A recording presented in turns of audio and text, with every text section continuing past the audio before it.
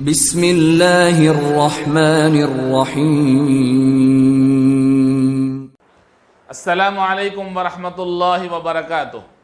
ناظرین، امید کہ آپ خیریت سے ہوں گے، اللہ آپ کو خوش رکھے۔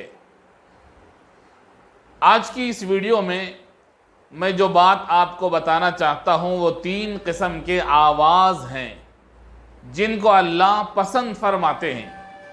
3 آواز ایسے ہیں جو اللہ کو محبوب ہیں۔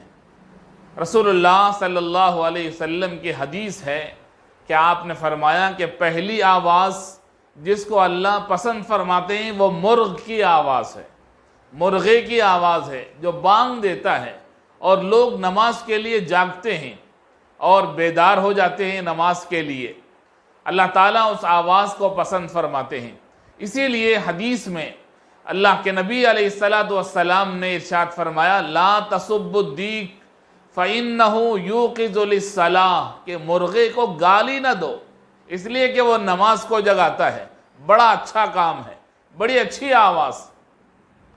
اور دوسری چیز وہ آواز جو قرآن کی تلاوت سے آتی ہے۔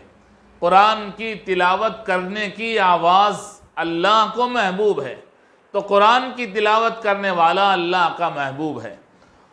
اسی لیے اللہ تعالیٰ نے قرآن مجید میں فرمایا قرآن کی تلاوت کی آواز اللہ کو اتنی پیاری، اتنی محبوب ہے کہ اللہ تعالیٰ نے فرمایا فَإِذَا قُرِئَ الْقُرْآنُ فَاسْتَمِعُوا لَهُ وَأَنصِتُوا لَعَلَّكُمْ تُرْحَمُونَ، کہ جب قرآن پڑھا جائے تو خاموش رہو اور غور سے قرآن کو سنو، اس لیے کہ وہ آواز اللہ کو پسند ہے۔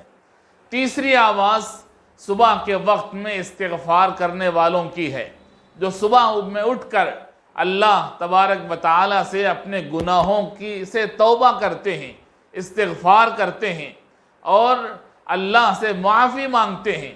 اللہ تعالیٰ نے فرمایا وَالْمُسْتَغْفِرِينَ بِالْأَسْحَارِ، قرآن مجید نے فرمایا کہ صبح کے وقت میں استغفار کرنے والے۔ تو 3 قسم کے آواز میں نے آج کی ویڈیو میں بتایا کہ جو اللہ کو محبوب ہے۔